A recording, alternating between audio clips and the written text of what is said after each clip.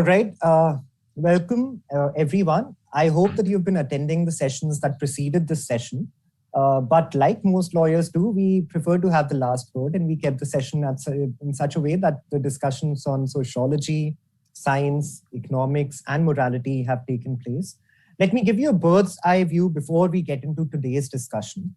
Up till now, we have looked at the ethics of climate change. We discussed it from the judiciary's point of view with Justice Michael Wilson, from an educator's point of view from Artman and Raj sir.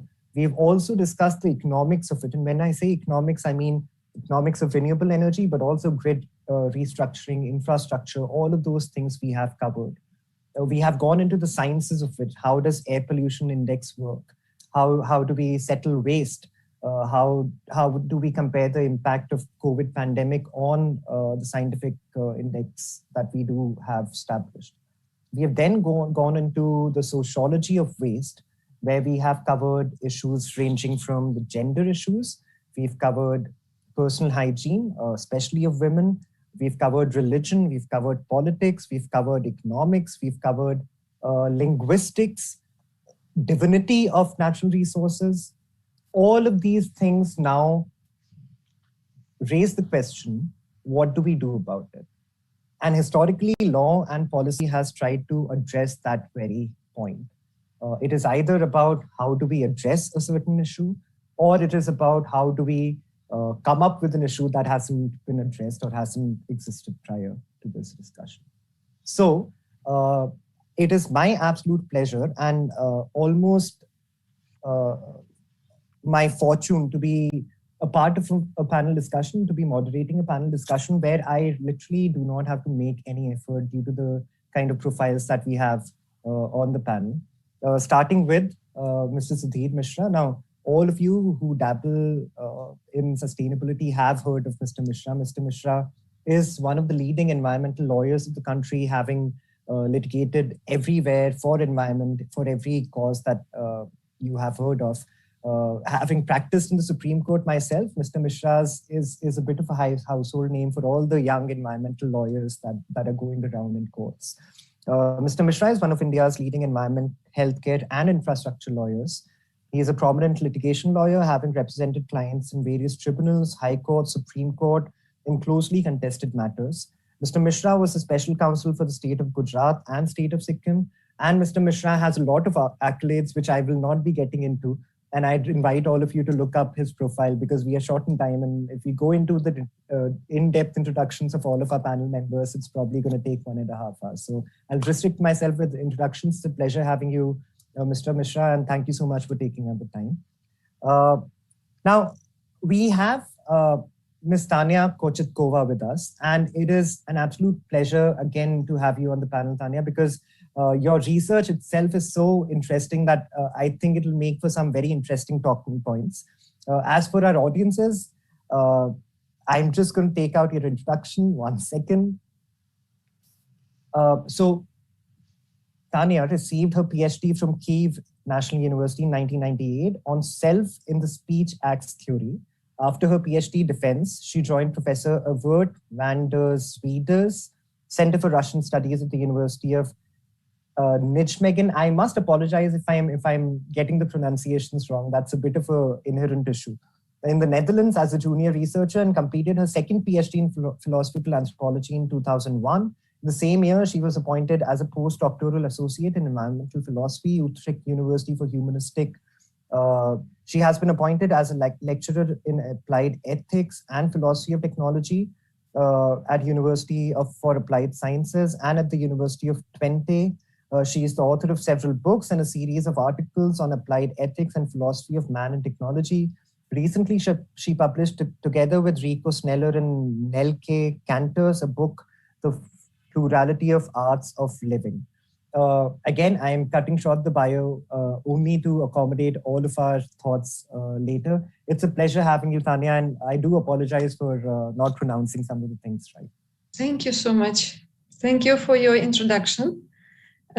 Stan, and thank you for inviting me to this wonderful meeting, which I have enjoyed till now. So thank you so much. Okay. Yeah. So I'll just carry on with the introductions and then we'll come to the discussions that we have in store, and they're going to be plenty. Coming to Dr. Joy Dasgupta, and Dr. Joy Dasgupta again would require me to cut short his bio because the extensive work he's done in this field. He has the capability to manage complex multidimensional project implementation scenarios in different culture settings. That's what he has been doing over a long period of time.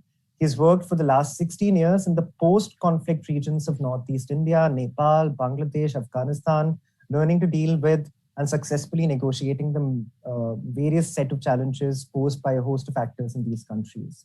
He's worked with a host of different actors in diverse cultural settings, specializing in building the capacity of both state and non-state actors in these post-conflict environments with a focus on a diverse set of environment and development issues. Dr. Joy Dasgupta is currently with the World Wildlife Fund for Nature and joins us, if I'm not wrong, from Delhi, Dr. Dasgupta? No, I'm right now in Kolkata, stuck. All right. So it seems like we've had the most panelists from Kolkata today. And I'm not surprised at that. But that's where most of our intellect is in India. So thank you so much, Dr. Joy Dasgupta, for joining us. It is an absolute pleasure to having you on the panel. Last, but certainly not the least, and in fact, I have been looking forward to conversing with Jasmeet about all of these issues that we're going to be discussing today. Professor Dr. Jasmeet Kaur is a doctorate and a master's professional with more than 10 years of experience in economics teaching and economics research analysis. She is excellent in teaching managerial economics, international economics, development economics, and international linkages of trade and operations. She has depth in conducting research on economic development, agriculture, sustainable development, and foreign trade, foreign direct investment, behavioral economics, and environmental issues. Dr. Jasmeet has presented research papers at various national and international conferences in India and abroad, and has had publications in prestigious peer-reviewed academic journals. She's trained in the use and analysis of data on softwares like SPSS, eViews, and R, and interprets results thereon, deft in policy making, content, and syllabus making for various cadres of students in prescribed subjects. So it is a pleasure having you with us, Dr. Kaur, and thank you so much for joining us. Now, before we begin, I'll just quickly, for our audiences and their convenience, go over the structure of the session. We're going to go across the room, if you will, going from one speaker to another.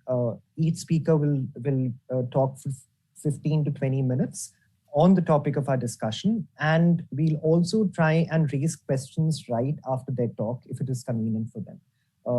We will be curating questions from our YouTube live stream where most of our audiences are attending, but in case the panelists have any questions, we'll also be taking them up right there and then. That also makes for a more fluid and dynamic discussion.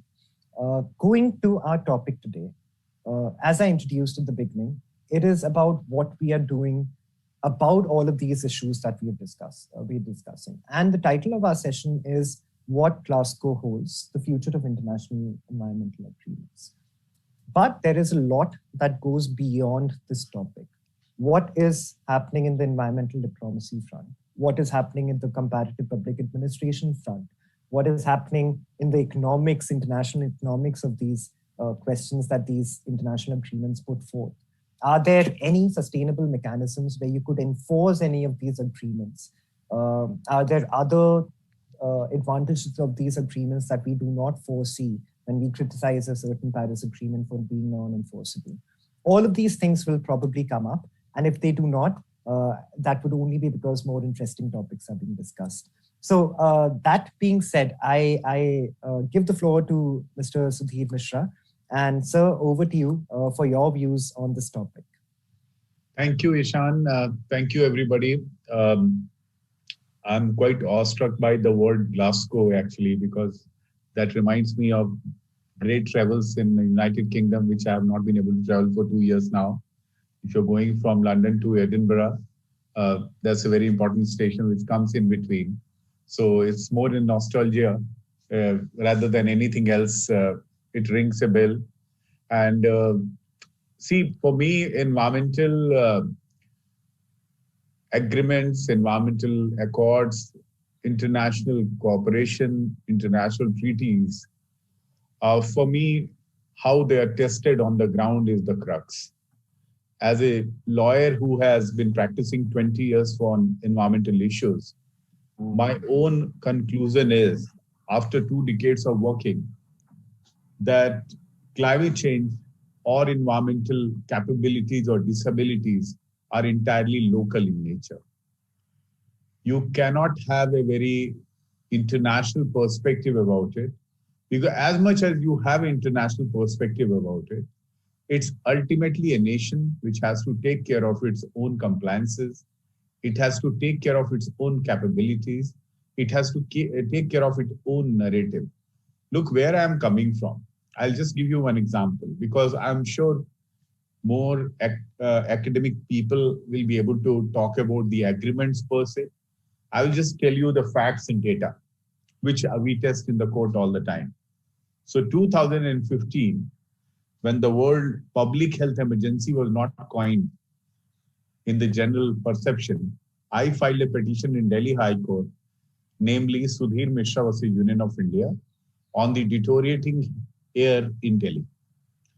But I didn't make Ministry of Environment Forest a party. I made Ministry of Health and Family Welfare a party. I said, I don't want a compensation. Since I don't want a compensation, then why should I go to National Green Tribunal, where Justice Vatant Kumar was presiding, and he was already dealing with many air pollution matters there. Supreme Court was already dealing with variety of matters which were concerning biofuel, concerning Bharat Stage 4, Bharat Stage 5, Bharat Stage 6. So what was the chance I had? And I was determined and sure that whatever is happening on air pollution is making virtually no difference on the ground. And when I'm saying no difference, you had a WHO report where 10 of the most polluted cities of the world, 7 of them were declared in 2015 to be in India. In this year, 2020-21, when you had the distinction of watching Himalayas from Bhatinda and Jalandhar, and you were going gaga over it, at the same time, you still have the dubious distinction of so-called Sone ki Chidiya ki country. The capital is the capital of the air pollution of the world. So my petition survives after 6 years. We did get some meaningful orders like compulsory screening for cancer for the traffic constable, who is on the road for 8 hours to 10 hours to 12 hours every day. So these are the matters I deal with. I deal with the live, actual environmental issues. So tell me, what kind of commitments we'll talk about? When you see that in your own country, you have few distinctions to talk about. I started with a very negative note, but let me tell you first the positive things, which I'm sure my WWF friend also will agree with. You had a less than 10% of forest cover in 1947 when you got independence. You have a 17% of forest cover today in India. That's a huge success of Indian conservation movement, huge success of all the NGOs like WWF and the government, and the green benches, and the forest benches, and the amicus. So there was a time from 96 to 2012 where every Friday Harish Salve will be sitting in the Delhi Supreme Court of India. He'll be presiding over the forest bench, and he'll be ensuring that he is getting various applications and petitions from across the country about management of a protected area, about issues of pre-felling in an area, about illegal mining happening somewhere. And all of us who are young lawyers will go and throng with our application for everything. I'll just give you one example, Eeshan. 2004, I read in Indian Express in the morning that Valmiki Tiger Reserve, which is one of the few tiger reserves which has an international border with Nepal, suddenly the entire forest staff and the tiger reserve staff decided to go on strike because they were not paid salaries and Diwali was approaching. So they went on strike. So the entire park was left. That was the time when maximum tiger poaching was happening. So how will you react? That was the time when we just could go to the Supreme Court very next day with the newspaper report, file a petition, get a direction that the salary should be paid within 72 hours, and the park remained protected. And today you have come to a situation where you complain that there is a construction which might be counterproductive for the air of Delhi, which is massive in its size, and somehow judiciary thought it's not important to intervene. So how will you test any kind of Paris Agreement or any kind of Glasgow Agreement? India is not in any way compulsorily dying to fulfill any international commitments, much like on the same lines we are going like US or China. And so far as our domestic commitments are concerned, our Forest Act, our environmental impact assessments, our environmental impact assessment norms, dilution after dilution is the norm today. And when you come to the newer things which are on the cards, if you see the narrative and the debate which is going on, that development and infrastructure have to balance it out. No, this debate was always there, right from 1970s and 80s. And the courts always took a stand that a national park or a wildlife sanctuary is a sacrosanct area. You won't have a vehicle plying because the elephant has to have its corridor.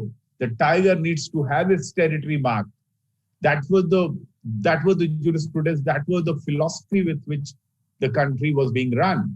Now today you hear the forest notifications has to be further diluted.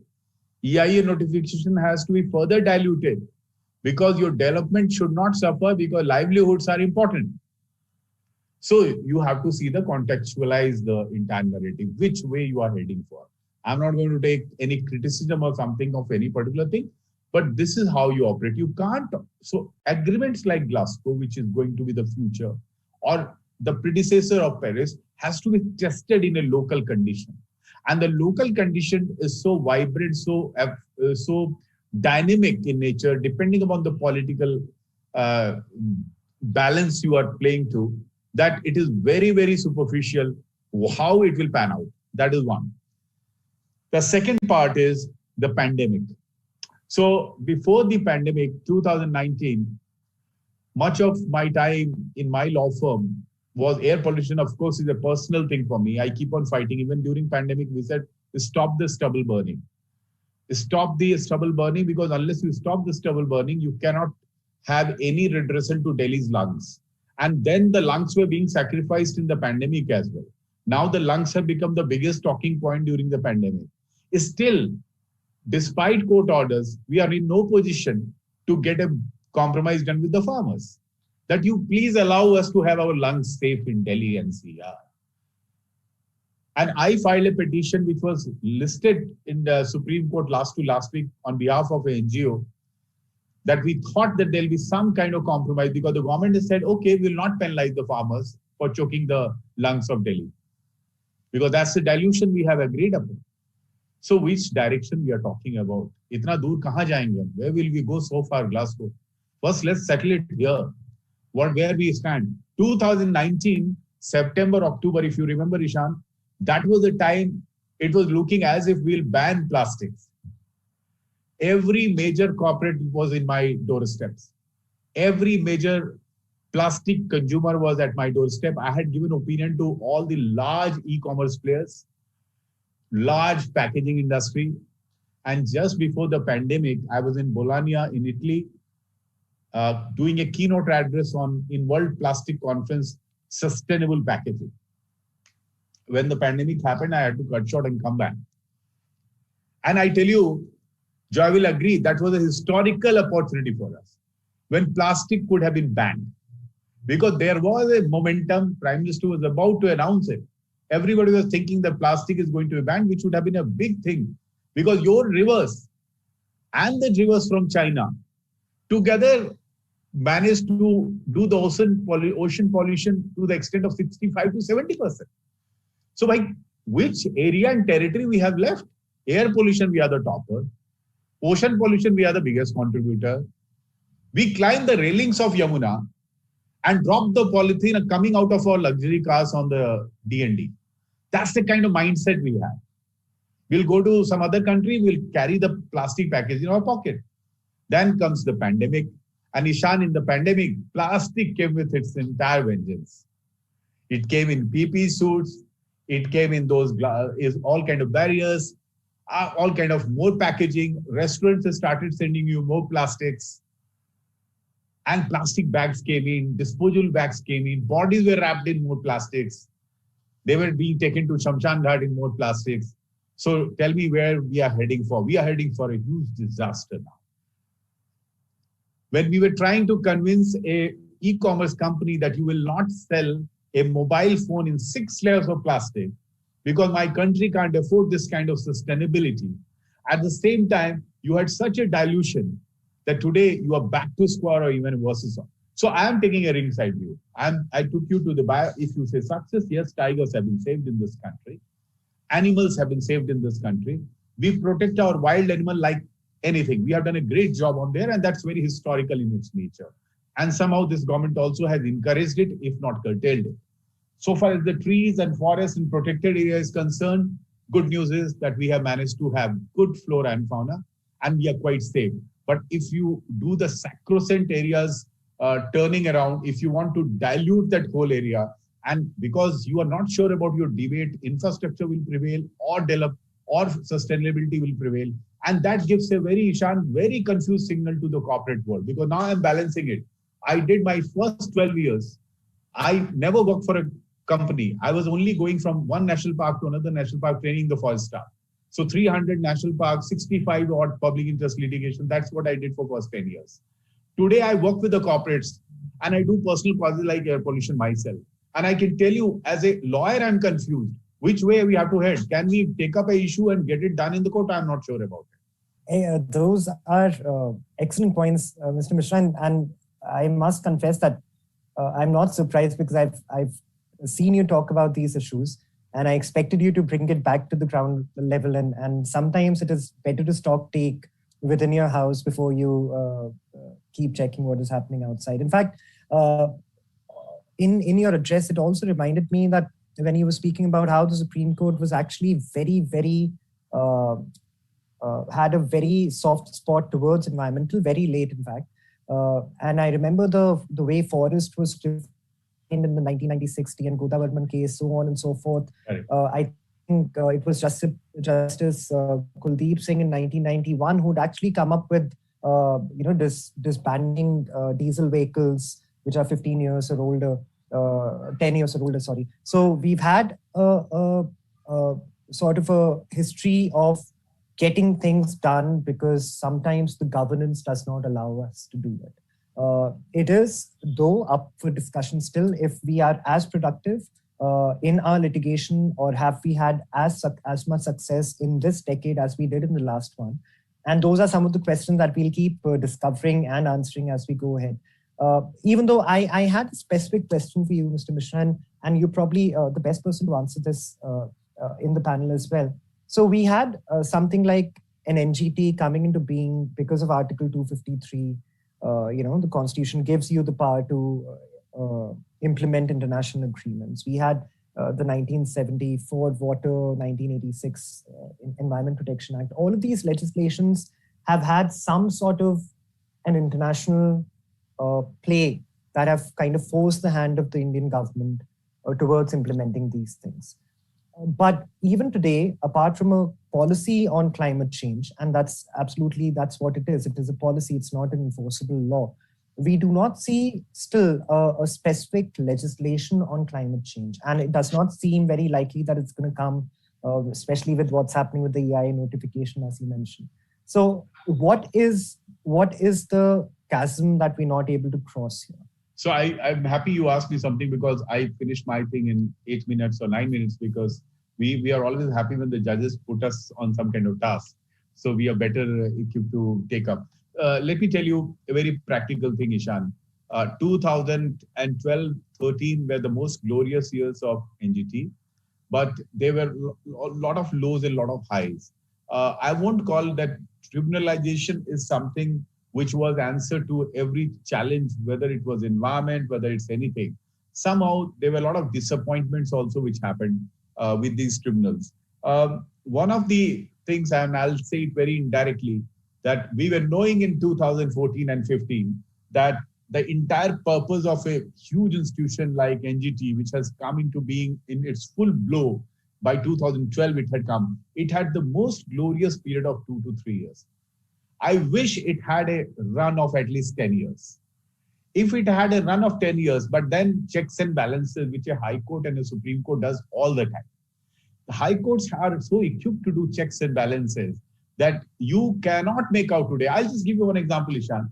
45 days, the division bench of Justice Vipin Sanghi and Justice Rekha Palli sat through the pandemic second wave. I was the lawyer for most of the hospitals. You know that I had a big challenge as an environmental lawyer, that in 2009, somebody said, oh, it's fine to be an environmental lawyer. Can you make a huge commercial venture? And I was taken aback. And people like who worked with me, Khalid, Dr. Ravi Singh, who was in WWF, Samir Sinha, these are the people who had convinced me that all your life you'll be the activist environmental lawyer. And I was very happy, and I miss it all the time. But I took it as a challenge. I created a commercial law firm, Trust Legal.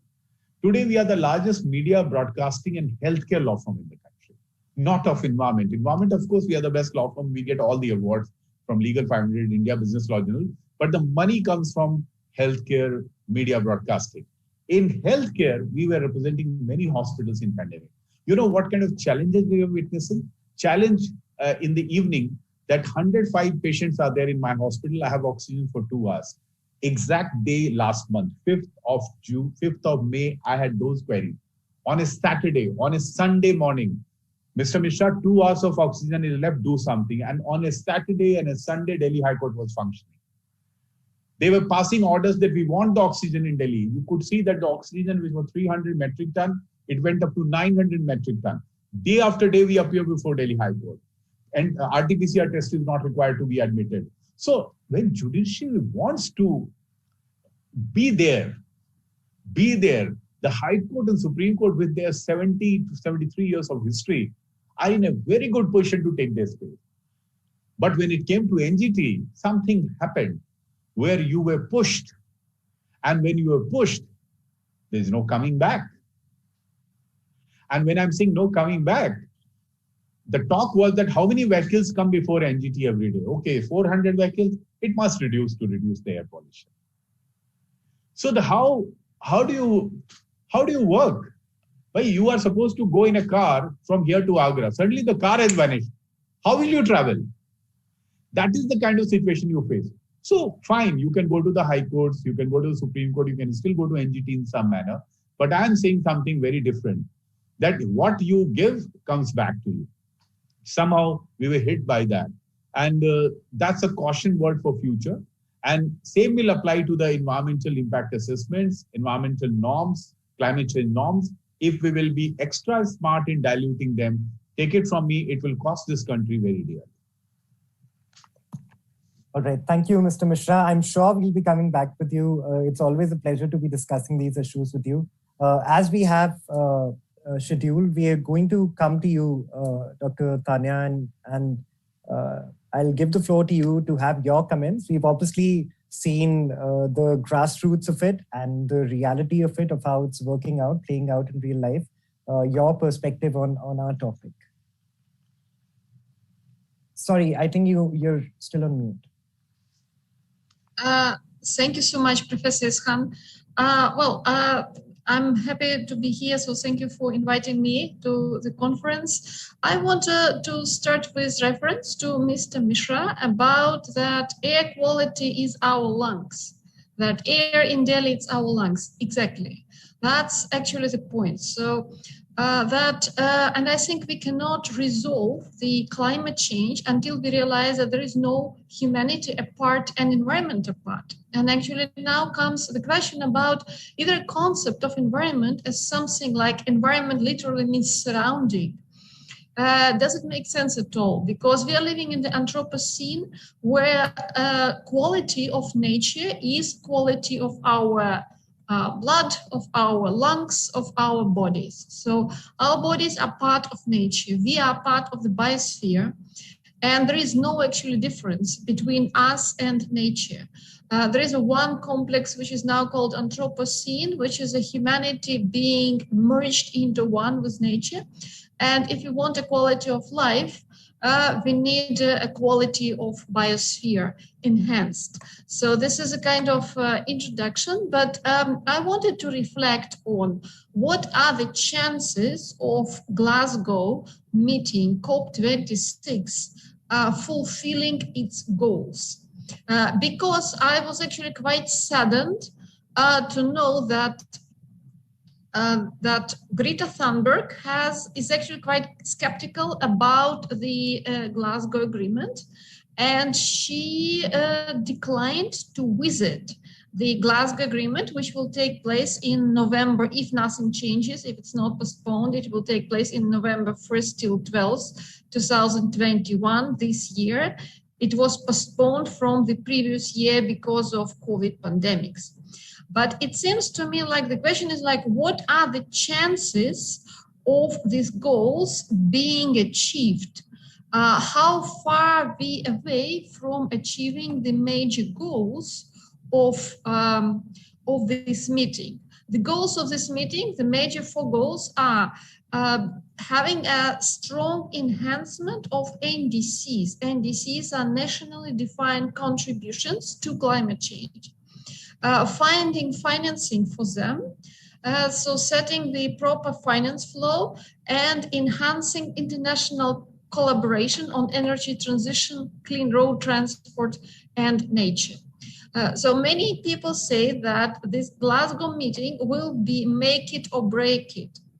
I hope not, because there are many experts who are skeptical about the coming meeting. Why they're skeptical? Because if you look a bit at the history of it, the history is so the question is how big is the chance of achieving the goals of COP26, which would be the conference of the parties in Glasgow.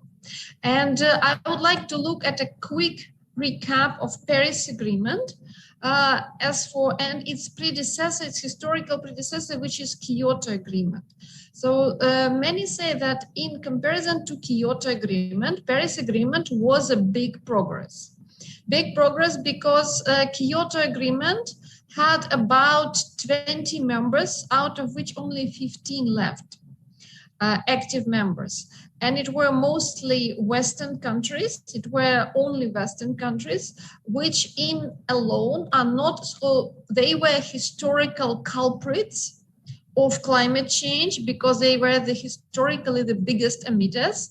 The idea of Kyoto was that they be a responsibility, primary responsibility, so they have a duty of care.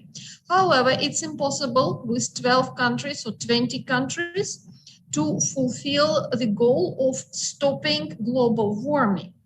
Kyoto Agreement was legally binding.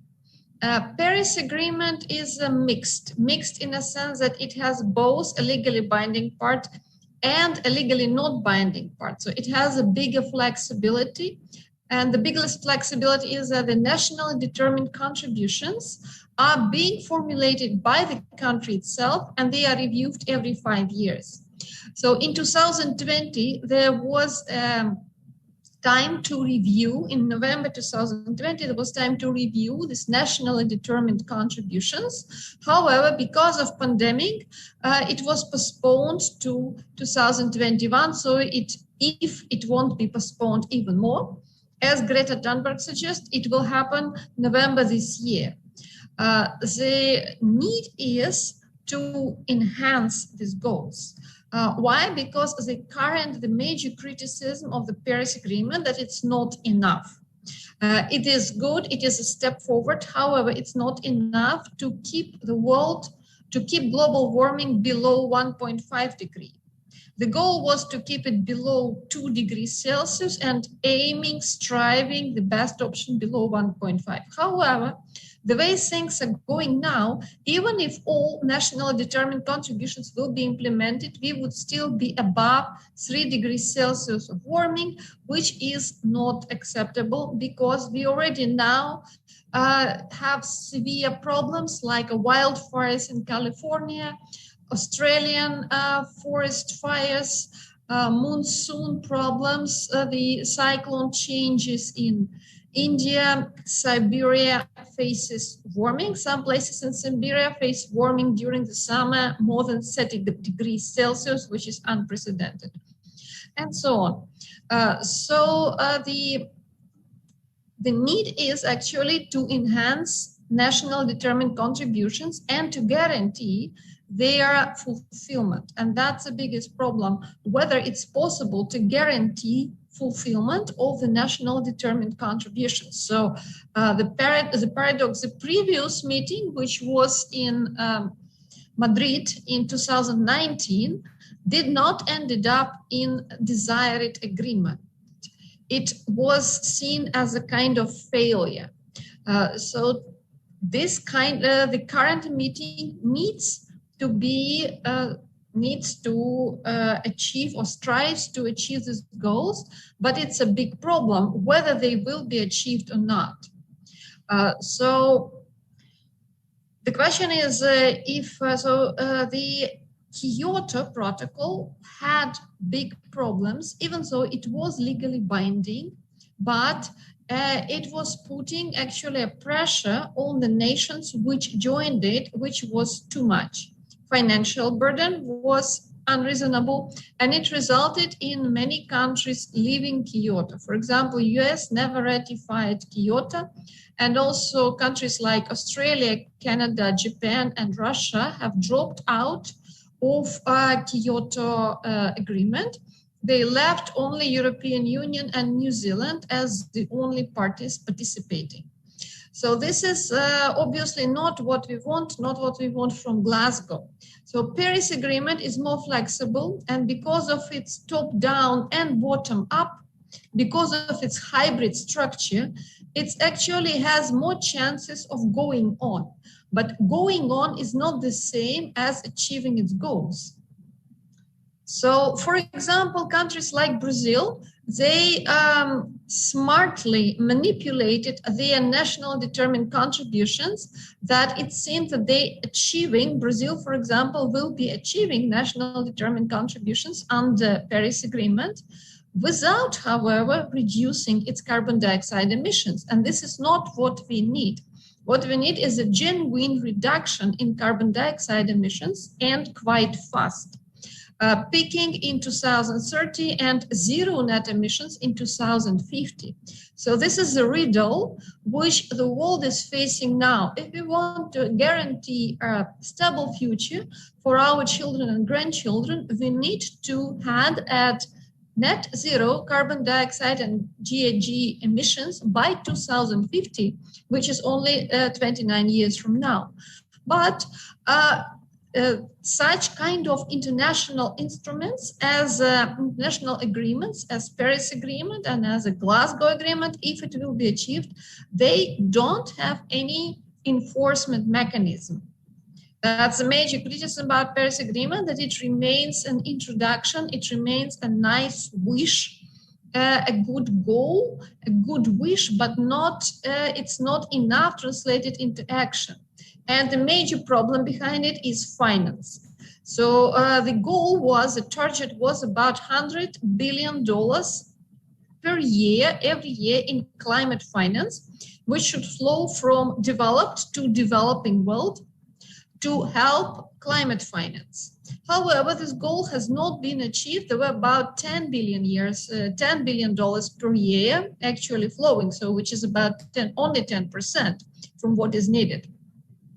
So what are the positive factors that now with Joe Biden becoming American president and US rejoining Paris Agreement, the chances are it brings more energy into it, and it brings more certainty and more enthusiasm, especially with Joe Biden innovative energy plan with investment in a clean technology development. However, it still remains highly uncertain. And as much as, well, what I see, the bigger problem is that the global stakeholders in this play are governments, world governments, world industry, and world civil society. And there is a disparity between these three, because civil society is the NGOs and involved citizens are the most committed to climate action. However, the business, especially oil industry, so the old business, the fossil fuel industry, is interested in keeping business as usual. the new emerging clean industry is still not powerful enough to have agenda, while the governments are being accused, global world governments are being accused of being under the impact of the industrial lobby. And industrial lobby is interested in doing business as usual because it brings profits, super profits, and they are interested in keeping their super profits going. So to put it in as simple terms as possible. So how this riddle can be resolved within the existing world global situation, it's not really clear to me. However, it's clear to me that, well, we must survive. We must guarantee the climate neutrality by 2050, and we must somehow resolve this riddle. So this is what I wanted to briefly present in. Thank you so much, Professor Tanya, and a couple of very, very interesting points as well. But because Professor Tanya did speak about how non-enforceability is a major challenge for Paris, and it seems likely that nothing would change on that front going forward in the foreseeable future. One of the things that has come up in academic discussions and writings is how transparency about your targets, about how you're doing on your targets, it's being seen as an international tool of getting people to abide by or be more conscious. And we're already seeing the ripple effect and cascading effect of this on the private sector when more and more private sector is appearing to be green. It could be greenwashing, but at least they're conscious of looking green, if not being green. And perhaps that fear of public shaming, which is now in, I think, environmental economics called the concept of reputation risks, is being seen more and more as a potent arm-twisting mechanism to get countries to align with the global consensus on sustainability.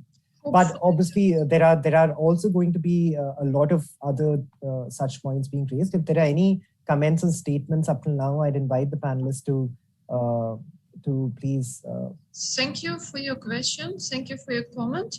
I believe that yes, transparency can be a very strong motivating factor, and it can be also a binding factor in combination with democracy and in combination with civil society, because now we see that democracy has a crisis. It's going into crisis phase. You see what happens in China, in Russia, in other countries with authoritarian governments coming at power.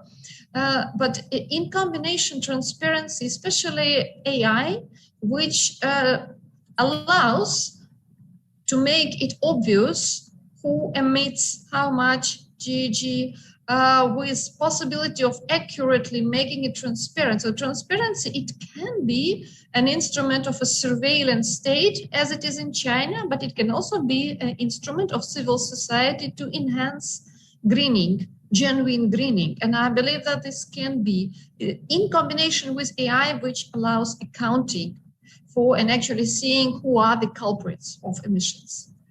So this is a great resource potential. And there's a bit of a paradox with transparency, as you rightly put. It could be used for the negative things, it could be used for the positive things. But I think at the international level, there are only limited resources and we must use all of them as much as we can. Was anyone asking a question here?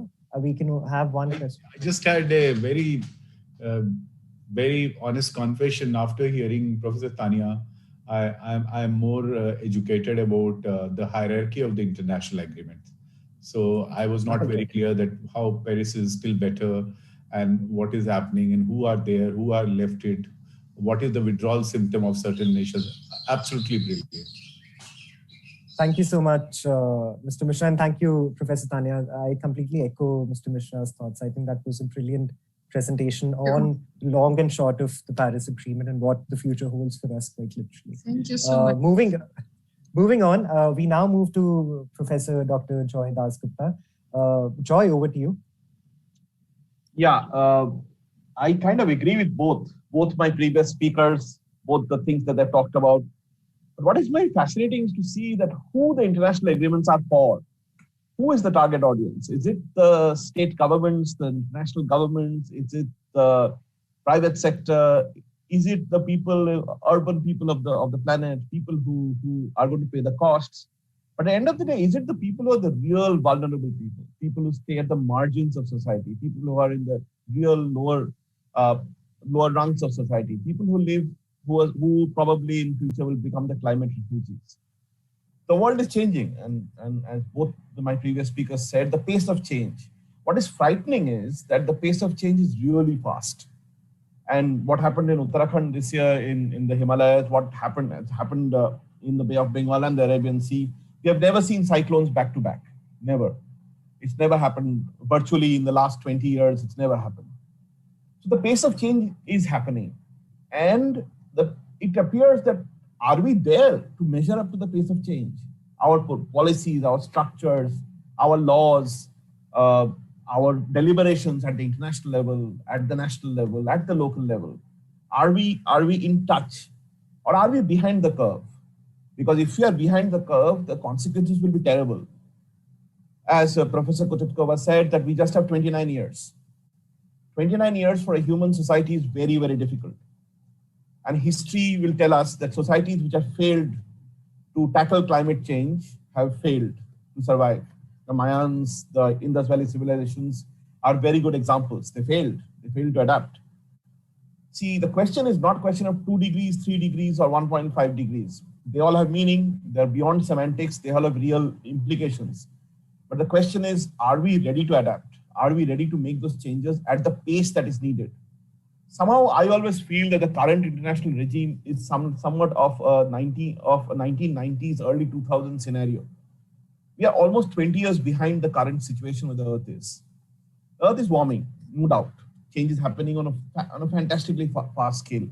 And what the pandemic has taught us is that the change itself is very dynamic. As Mr. Mishra talked about, 105 patients need oxygen in 2 hours. So if we have that metaphorical 2 hours, 2 hours for 105 patients would mean 20 years for the entire human society. And it's just 25 years. It's not a long time. And global warming, climate change is a very, very complex scenario. In 25 years, we have to radically change how we live. And it's not a question of only making piecemeal changes like renewable energy, like moving from oil, like changing the way we travel. It is a multidimensional change. Let me give you a small example.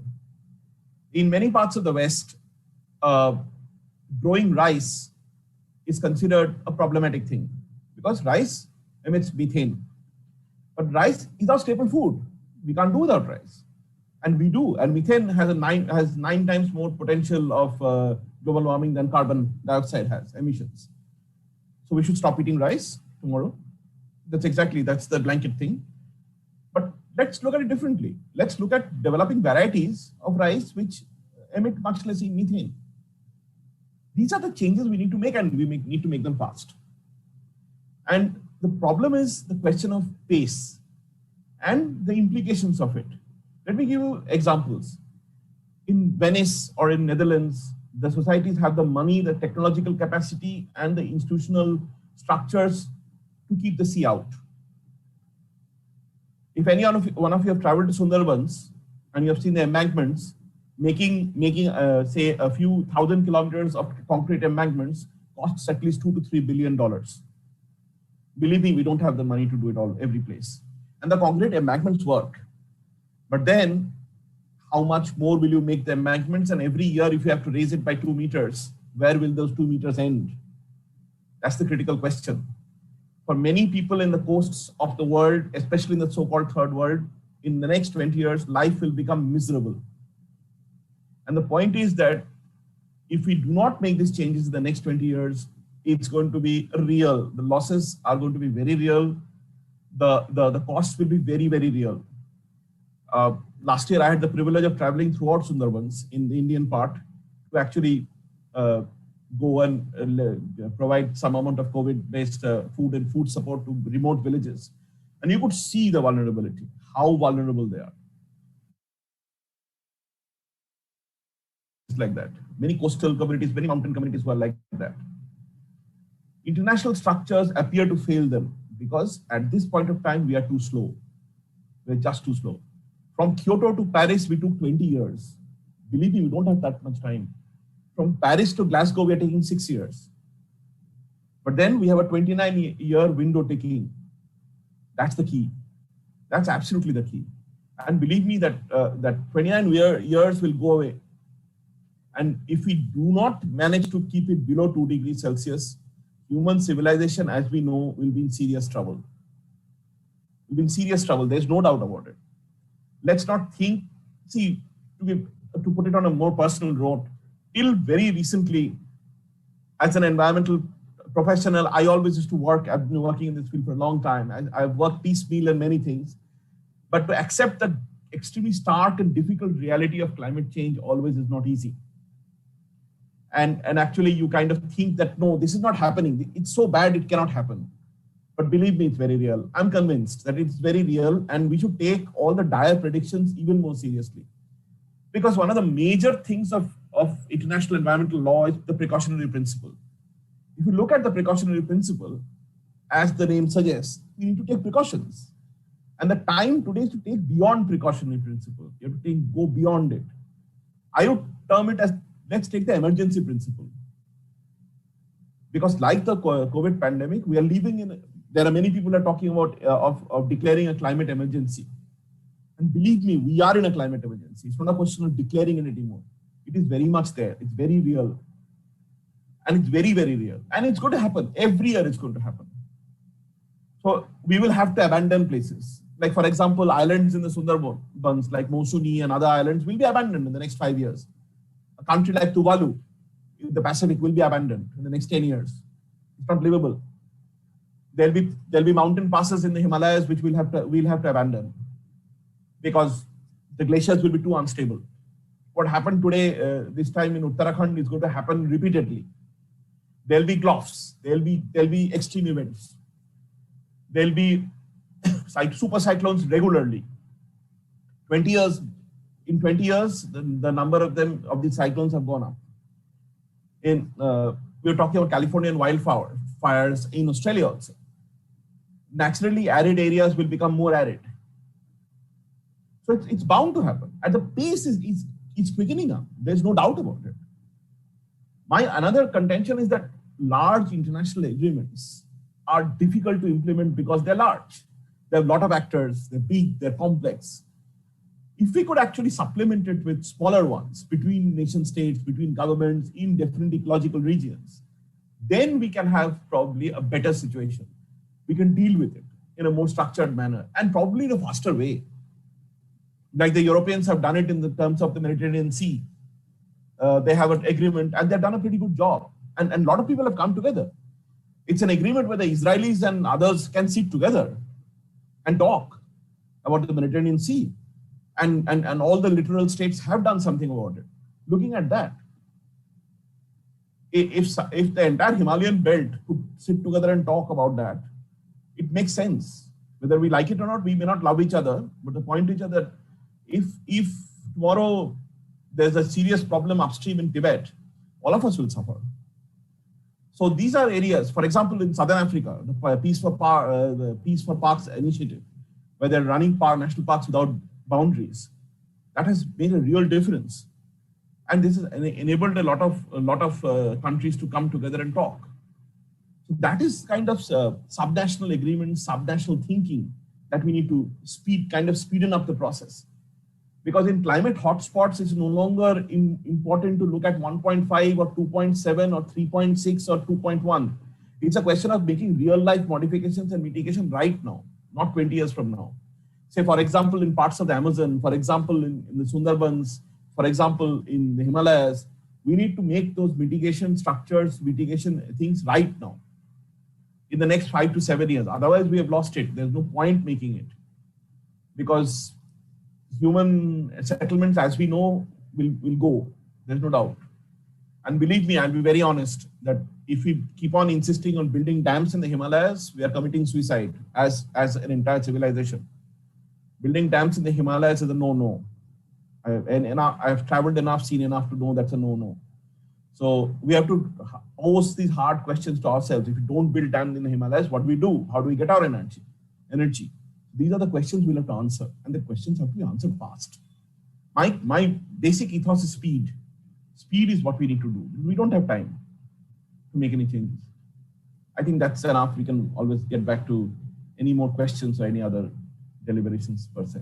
Thank you so much, Joy, and some brilliant points. And I love the theme of how we found time as a single thread that flows through all of our talks. In fact, I have a couple of pointers because we're talking about time, and it's a happy coincidence that today, during the introductory address in the first session, this is the parallel that I had drawn.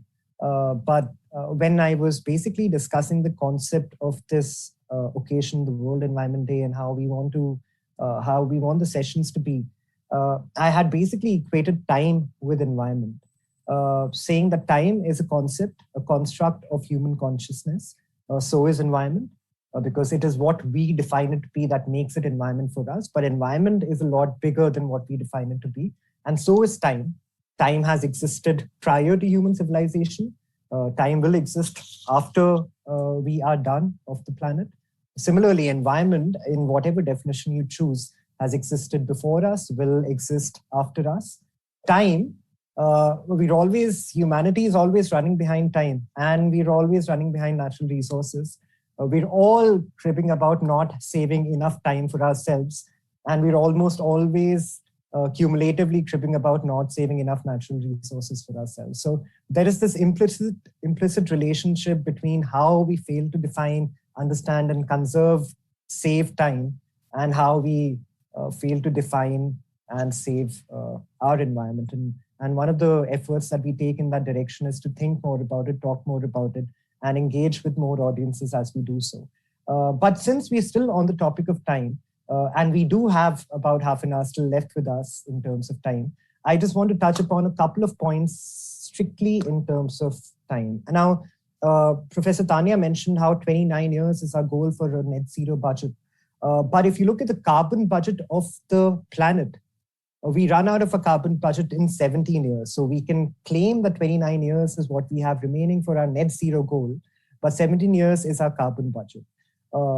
Speaking and sticking to the theme of time, a 7-hour London to New York flight, which takes 7 hours, one seat in the economy section of that flight is equivalent to 3 square meters of polar ice caps melting on a single trip. So 7 hours on that one seat is equivalent to 3 square meters of polar ice caps. This is from an EPA study, if I remember correctly, Environmental Protection Agency of the US. If you go to the business class, it obviously is a lot more ice that you're melting. But let's go further, since we're talking about time. If you roll out the history of our... Sorry, Mr. Mishra, did you have a point? I just wanted to make it even more focused, Eeshan, just before Jasmeet ma'am comes, that why only business class and economy class? If you see the fish trawler with every American house, and a large SUV, which is not the large SUV we see in India, and a car for going to office. So 3 vehicles for each small family. I'm not talking about big family. 3 large vehicles. You count it, it will be one Boeing for one family. Absolutely. That's true. And there are so many more examples. I was suggesting that if you roll out the entire timeline of our planet on the football field, the soccer field, if you will, if you're having audiences from the US join us, the human civilization has only been here in terms of time. If the length of the football field is the timeline of our planet, human civilization has been here equivalent to the width of one blade of grass. That's 1/16 of an inch. So that's time for you. But finally, because we are here to discuss international environmental agreements, a couple of things do emerge from Joy's points as well. And also goes back to, because Mr. Mishra probably has handled this in the court, and I think all of us have heard of this. But apart from polluter pays principle, we also have certain other daggers that we environmental lawyers carry in our pockets, which are, the precautionary principle, the sustainable development principle.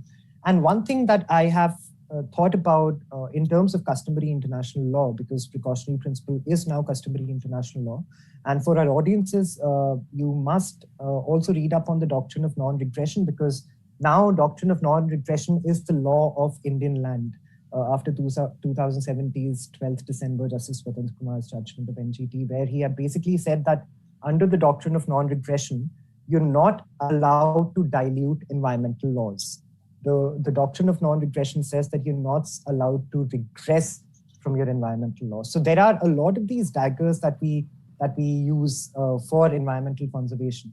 But when we're talking of a concept like polluter pays principle, and Joy, if you could answer this, and then I could go around the room if anyone has any views on this. Why stop at polluter pays principle? Why not include a concept of absolute liability or strict liability?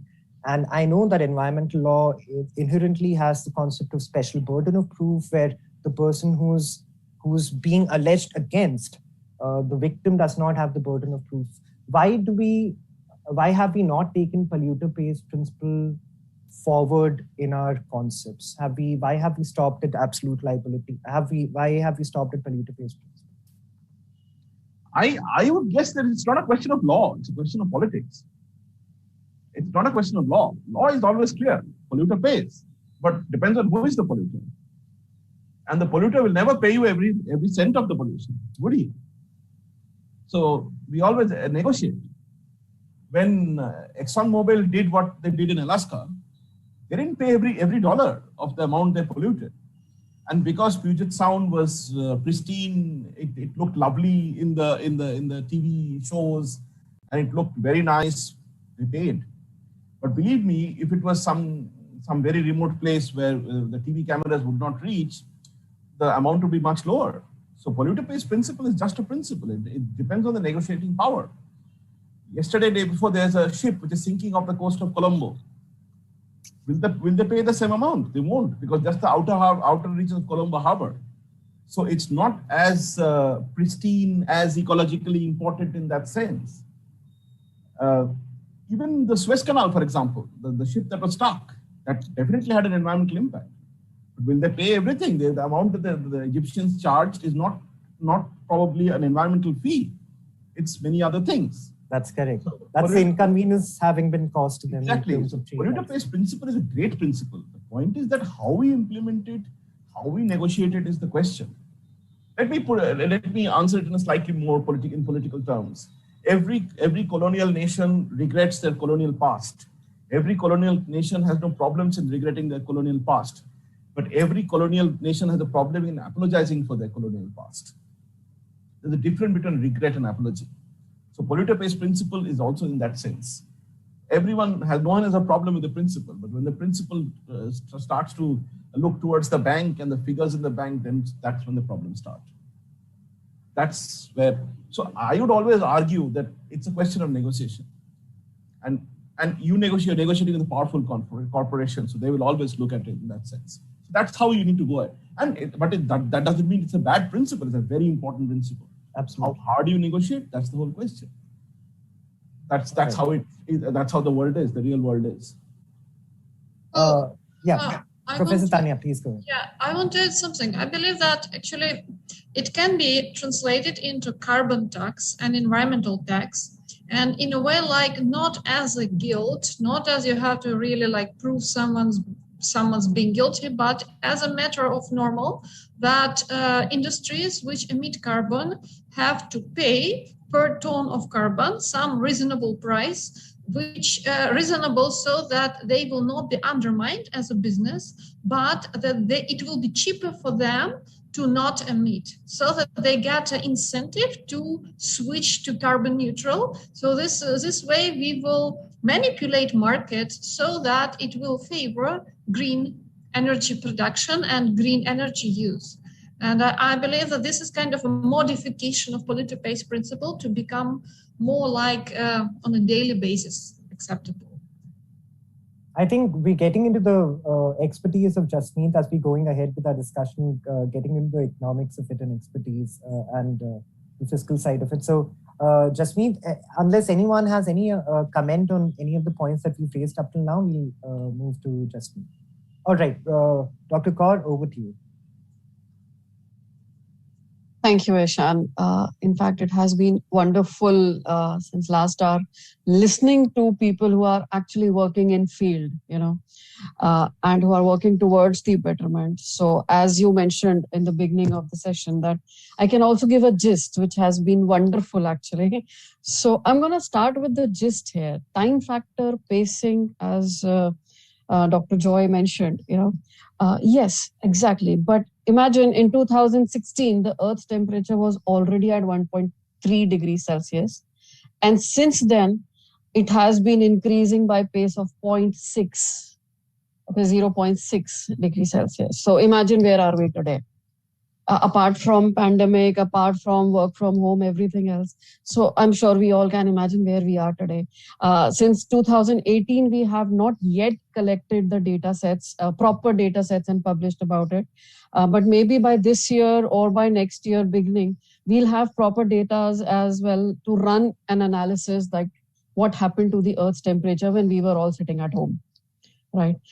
Coming to another point of the discussion, IEAs, right? These environmental agreements were roughly designed, correct me if I'm wrong, right, to manage the human impact on environment, right?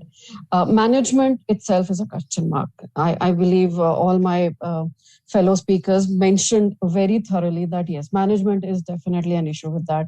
But then these are all transboundary agreements, right? So what happens is once we are talking about these IEAs, if one successful country or let's say one developed country takes up, who's also a polluter, let's say like example, US or China, definitely few other countries will follow. Okay, so there comes a question mark with globalization factor also. Now coming to our speaker, Mr. Mishra there, right? So whether I go globalized pattern or do I go local? Confusion, the second factor that we are discussing since last 1 hour, yes. So time, pace, we are already slow. We have already, crossed the threshold, I believe. Second, yes, the confusion persists. Where are we? Are we going global or are we talking about local? Talking about local, let's talk about ourselves here in the room, right? How many of us are ready to live a life without an air condition, especially in New Delhi in these few summer months? How many of us are ready to, draw down the mirrors of our cars and drive, right? So these are very small acts to go local if we are talking about. But if we are going globalized world, carbon pricing, carbon trading, these are already terminologies that we are using. Since last few years, countries are not taking up. Again, who is to be blamed in this case? Despite of all these agreements that are in place, we are the citizens of the world, of our nations and everything. We are doing small bits like in-house gardening, something of that sort, teaching our kids not to litter around here and there, right? In fact, children are now learning about climate change since grade 3. I remember, when I was in my first or the second year, this was not even a topic, right, in my graduation, undergrad time period. But now students are learning since grade 3. They know that, yes, if we are burning coal, it will emit something like CO2. But then, we need to educate as well. We need to learn and educate the younger generation, like Greta was also mentioned, right? Young minds, they influence a lot. We need to educate them about what is exactly GHG. I'm sure if you had science session, you must have understood about that CO2 emissions are different part of the problem. Methane and nitrous oxide is a very different part of the same problem, right?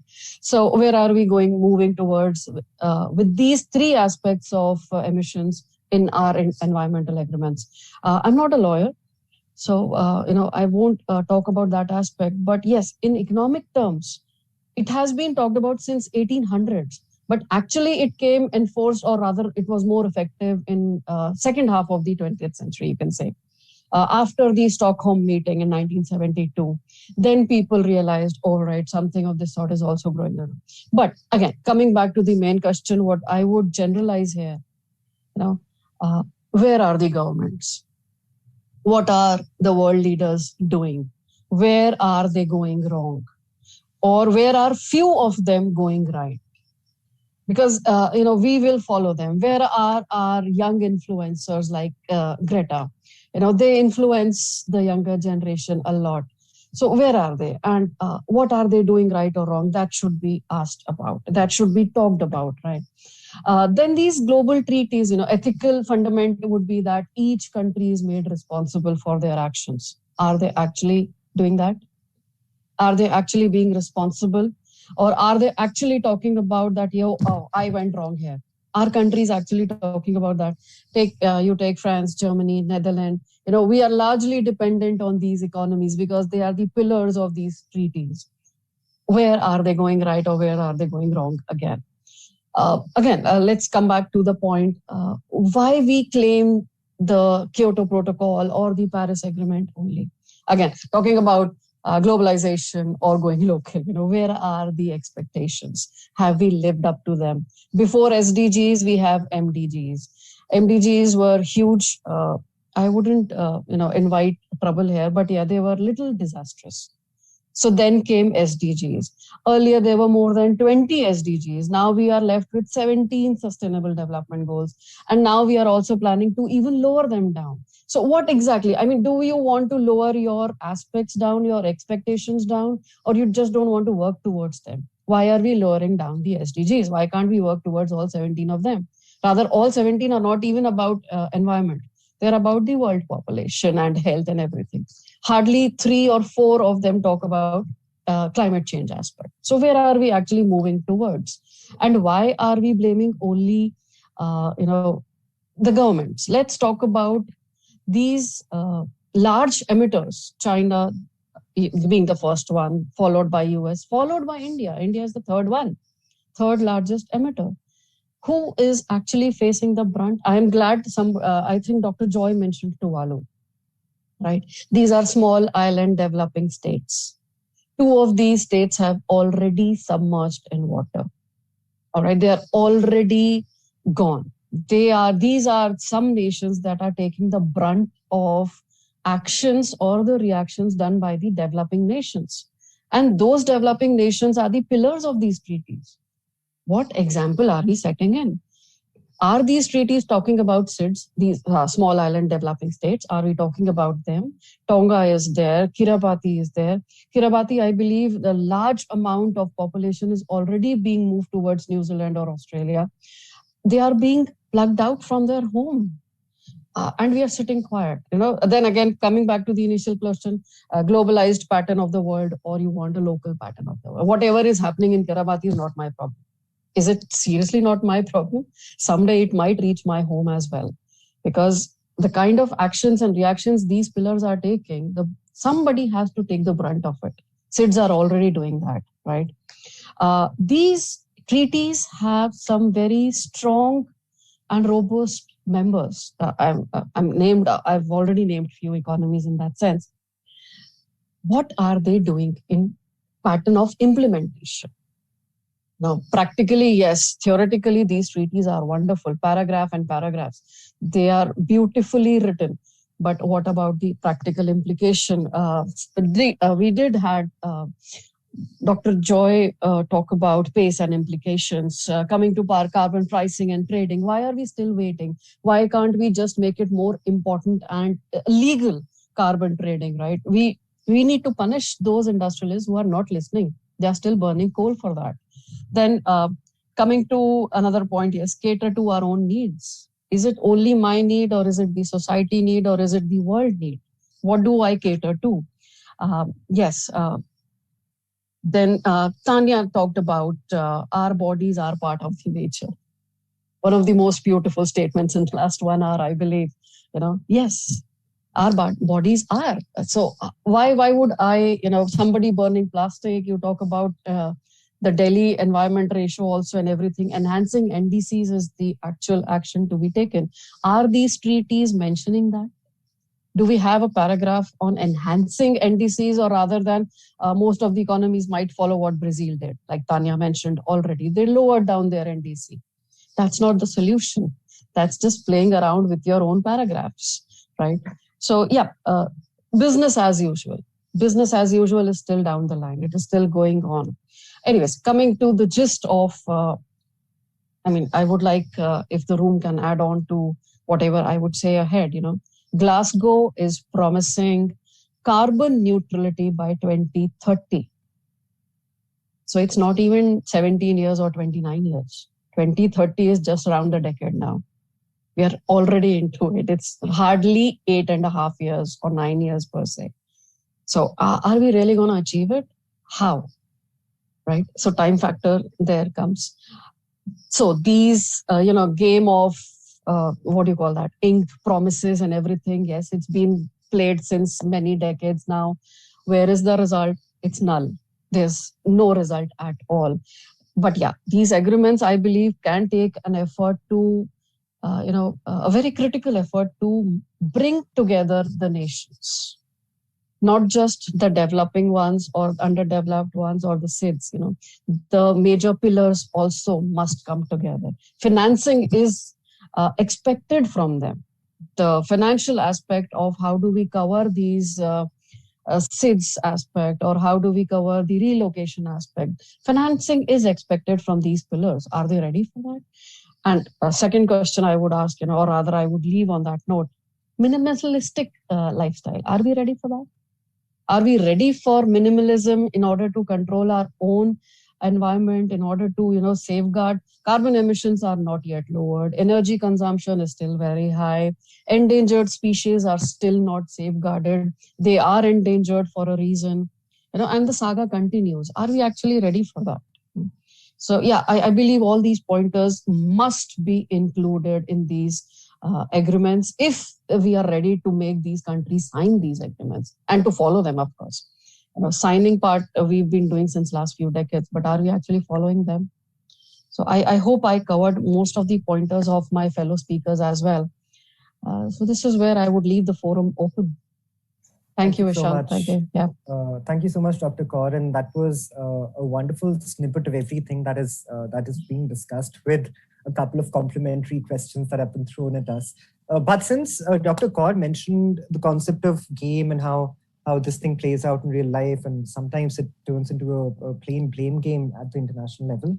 And for those of us who are keen on diplomacy and international relations and that sort of a thing, would probably know that where this conversation is going now, because there is this concept of international environmental leakage. And under the concept of international environmental leakage, for our audiences, I'm sure my co-panelists already know about this. For our audiences, international environmental leakage as a concept basically is, in a oversimplified way and a hurried way, if I may, is basically if you have a state X and you have a state Y, and both of these are neighboring states, and state X realizes that the pollution index has gone through the roof and the people and the population of state X cannot breathe any longer, they decide to raise the environmental standards of that state. Now, when that happens, the health index of that state slowly starts rising. Obviously, there was an economic impact for the industries that left, because you had raised the environmental standards that had to be abided by now. What happens after that? Industries do not stop existing. They just move from one place to another. Now, state Y needed economic impetus, so state Y reduced its environmental standards, thereby creating a funnel for all the industries from just going from state X to state Y. What has now happened? You've actually increased the number of industries in total, because the global atmospheric pollutions are global atmospheric pollutions. They're not divided by boundaries. And what happens and what follows is that both state X and state Y end up with worse pollution index because the economic impetus was such. Now, this goes back, and because we are, again, transcending from law to international relations to come back to public administration, a clear game of the game theory plays out, that who would defect first.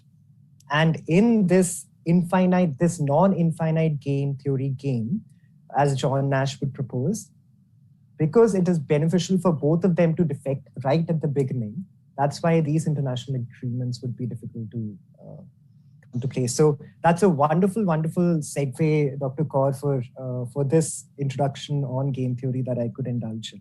I still have another point that, because we are at the fag end of our discussion, and before I open it up to the co-panelists for any comments, I just have a suggestion for all of us to probably consider, and probably for our audiences to consider as well. While we have been critical of how these international environmental agreements are non-enforceable, sometimes there are major lobbies at play, sometimes a single political rogue president comes along and asks you to move away from the Paris Agreement. All of those things do happen. But environment as a concept, and we're still struggling with having a matrix that completely engulfs our understanding of environment. Environment as a concept is developing in terms of our understanding. The concept has always been there, which means that it is probably not best to judge or ask Paris Agreement, what have you done for us? Because in terms of matrix, probably it's not showing you enforceability of laws, execution of domestic laws, coming up with legislations in each of its member parties, member states. But what it has done, I would argue, is that we have now a Greta Thunberg that is well known. We have now conversations that happen on the dinner tables. We have now where grandparents and 5-year-olds all alike know about climate change. And that conversation, I think, Dr. Kaur mentioned that it is important to start talking about it. Education is implicit in all of these efforts that we make. So that invaluable aspect of the Paris Agreement, all of these international environmental efforts cannot be divorced from the implications of what it has had on the global society. Anyway, with those 2 cents, I know that Joy had a comment there. Yeah, and just to add, I think all of us have been a little critical and harsh about international agreements at one level. But end of the day, 2 things. The former late Israeli Prime Minister once made this statement that you talk to your enemies, not to your friends. So when we meet across the table with big environmental polluters and problematic governments and everything, and the civil society, we have to learn to talk to each other. And these are the best forums to talk. And at the same time, consensus, civil society, democracy are slow processes. It takes time. Most societies took time to smoke the peace pipe and come to peace. The problem is we have to make the time go faster. But having said that, probably Kyoto, where Kyoto should have been, is where Paris is today. Kyoto should have been Paris. If Kyoto would have been Paris, Glasgow may not have been needed. Absolutely. Yeah, exactly. So that's a very good way of looking at it. So no, go ahead, Joy. Go ahead, Joy. Just let us see how fast we can do it.